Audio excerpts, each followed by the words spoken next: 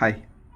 YouTube ചാനലുള്ളവർ, അല്ലെങ്കിൽ യൂട്യൂബിൽ live പോകുന്നവർ, ഇൻസ്റ്റഗ്രാമിൽ പബ്ലിക്കായിട്ട് പോസ്റ്റ് ഇടുന്നവർ, അങ്ങനെ സോഷ്യൽ മീഡിയയിൽ പബ്ലിക്കായിട്ട് എല്ലാ രീതിയിലും എന്താ പറയുക, സമ്പർക്കം ചെയ്യുന്ന ആളുകളെടുത്താണ് എനിക്കൊരു കാര്യം പറയാനുള്ളത്. ഈ bad comments, cyber bullying, cyber attack എന്ന് പറയുന്ന സാധനങ്ങൾ വരുമ്പോൾ അതിന് റെസ്പോണ്ട് ചെയ്യാൻ നിൽക്കരുത്, അതിന് റിപ്ലൈ ചെയ്യാൻ നിൽക്കരുത്. അങ്ങനെ നമ്മുടെ മെൻ്റൽ ഹെൽത്ത് ഡ്രെയിനായി പോകാൻ നിൽക്കരുത്. കാരണം എന്താണെന്ന് വെച്ച് കഴിഞ്ഞാൽ അവർ നോർമലല്ല.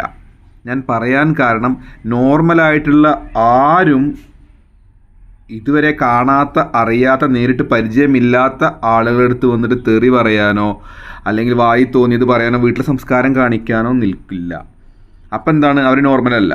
സ്വാഭാവികമായിട്ട് നോർമലല്ലാത്ത ആളുകളെടുത്ത് നമ്മളൊരു കുറച്ച് നമ്മുടെ ടൈം കളയാറില്ലല്ലോ.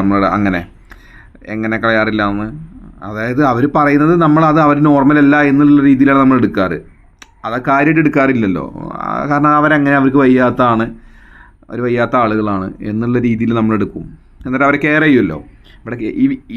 ഇവിടെ കെയറിങ്ങിൻ്റെ ആവശ്യമില്ല കേട്ടോ. അപ്പം ഞാൻ പറയുന്നത്, അങ്ങനെ ഡ്രെയിനായിട്ട് നിങ്ങൾ റെസ്പോണ്ട് ചെയ്ത് കഴിഞ്ഞാൽ, അത് പ്രൊവോക്ഡ് ആയി കഴിഞ്ഞാൽ അതൊക്കെ ആയിരിക്കും അവർക്ക് വേണ്ടത്.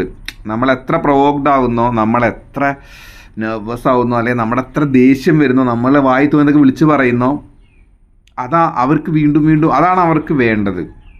അവരതിന്നൊരു കിക്ക്, ഒരു ലഹരി കണ്ടെത്തുന്നുണ്ട്. അപ്പം നമ്മൾ വിചാരിക്കുക അതായത് അവരുടെ മേലെ തെറി പറയണം, അവരുടെ മേലെ സംസാരിച്ച് അവരെ തോൽപ്പിക്കുക, അവരുടെ മുമ്പിൽ, അങ്ങനത്തെ ഒരു വിഷയമേ അവിടെ വരുന്നില്ല. അവിടെ തോൽവി ഒന്നും വരുന്നില്ല. കാരണം അങ്ങനത്തെ ആളുകളുടെ അടുത്ത് സംസാരിച്ച് ജയിക്കുക എന്നുള്ളത് അത് അങ്ങനെ കാണുകയേ ചെയ്യരുത്. നിങ്ങളത് ആ വ്യൂ, പലരും ഞാൻ പറയുന്നത് കേട്ടിട്ടുണ്ട് ലൈവിൽ, ഇവിടെ വന്ന് ഒരുത്തനും വെറുതെ പോവില്ല, ഒരുത്തനും തിരിച്ചു പോവില്ല. എന്തിനാണ് നമ്മുടെ ഐഡൻറ്റിറ്റിയിൽ വന്നിട്ട് നമ്മൾ സംസാരിക്കുമ്പോൾ നമ്മളും സോഷ്യൽ മീഡിയയിൽ അപഹാസ്യരായി തീരല്ലേ. അപ്പോൾ അതിൻ്റെ ആവശ്യമില്ല. അത് ഇഗ്നോർ ചെയ്ത് ഒഴിവാക്കി അങ്ങ് വെക്കുക, എന്നിട്ട് നമ്മുടെ കാര്യങ്ങൾ ചെയ്യുക. അതാണ് എൻ്റെ അഭിപ്രായം. ഇതൊക്കെ പറയാൻ നീ ആരാടാ ചോദിച്ചു കഴിഞ്ഞാൽ അങ്ങനെയൊന്നുമില്ല, എന്തെങ്കിലുമൊക്കെ പറയണ്ടേ.